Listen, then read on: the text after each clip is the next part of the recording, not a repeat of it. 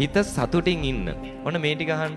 මෙන්න මේ ටික පුළුවන් නම් අහලා ජීවිතයට එකතු කරගන්න. අදින් පස්සේ දුක් වෙන්න තැන් අඩු වෙනවා ජීවිතේ. හොඳද?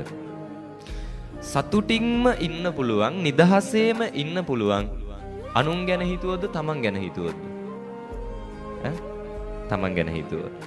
හිතන්න අපේ ගෙදර මැටි ගහලා නම් තියෙන්නේ. මැටි ගහපු ගෙදරක නම් අපි ඉන්නේ. ඇත්තටම නිදහසේ අපිට ඉන්න පුළුවන්ද?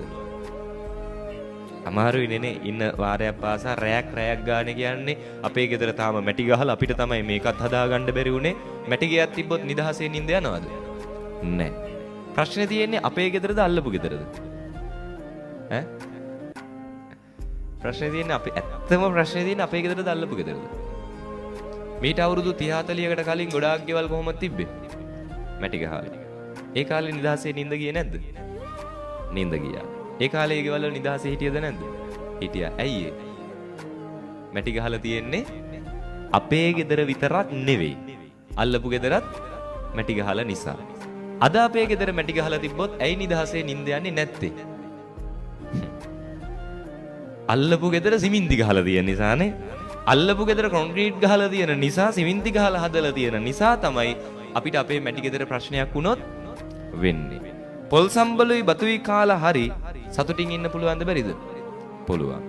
බැරි වෙන්න හේතුව අපේ ගෙදර කෑම එකද අල්ලපු ගෙදර කෑම එකද? අල්ලපු ගෙදර කෑම එකනේ.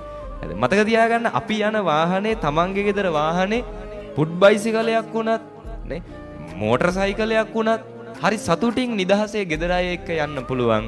යන්න බැරි වුණොත් බැරි වෙන්නේ. ප්‍රශ්නේ තියෙන්නේ අපේ ගෙදර වාහනේද අල්ලපු ගෙදර වාහනේද?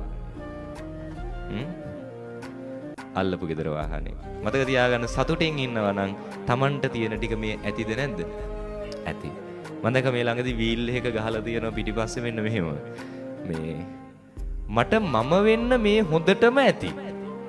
මට ඌ වෙන්න තව ටිකක් මදි. හරිද? ඒක ඇත්තද නැද්ද? ඇත්ත. මේ ටික අපිට Tamanට Taman වෙන්න මොනවද මදි?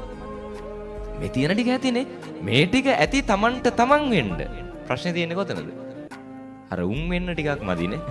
ඒ ටික හොයන්න ගිහිල්ලා තමයි අපි මේකේ අසරණ වෙන්නේ. ඒ ටික හොයන්න ගිහිල්ලා තමයි අපි දුක් විඳින්නේ. හැම දෙයකම එහෙමනේ. ගෙදර වුණත් වේවා, කන කෑමක වුණත් වේවා, අඳින ඇඳුම වුණත් වේවා, Tamanගේ පෙනුම වුණත් වේවා, හැම දෙයකම ඇයි අපි විඳවන්නේ? Taman නිසා නෙවෙයි, අනුන් නිසා. අද ඉඳන් සතුටින් ඉන්න පුළුවන් මේක තේරුම් ගත්තොත් නේ. මං කියන්නේ මේක තේරුම් අරගෙන හෙට ඉඳන් මැටි ගෙදර හොඳයි කියලා ජීවිත කාලේ මැටි ගෙදර ඉන්න නෙවෙයි හොඳද? හරිද? මේවා මේ තේරුම් අරගන්නවා කියන්නේ හොඳ එහෙනම් හෙට ඉඳන් මැටි ගෙදරකට ගිහිල්ලා පොල් සම්බලුයි බතුයි කාලා ඉන්නවා. ඒක නෙවෙයි තේරුම් ගන්නවා කියන්නේ. හරිද? Tamanට පුළුවන් විදිහට Tamanගේ උපරිමෙන් ටික ටික දියුණු වෙන්න. හැබැයි විඳවන්න එපානේ. මැටි ගෙදර වුණත් විඳවන්න එපා. පුළුවන් විදිහට හිමීට දියුණු වෙන්න. පැහැදිලිද? ඒ නිසා Taman කරගන්න ටික ගැන හිතලා Taman සතුටු වෙන්න. එහෙම වුණොත් අපේ මිනිස්සු මං හිතන්නේ මෙච්චර දුක් විඳින එකක් නැහැ.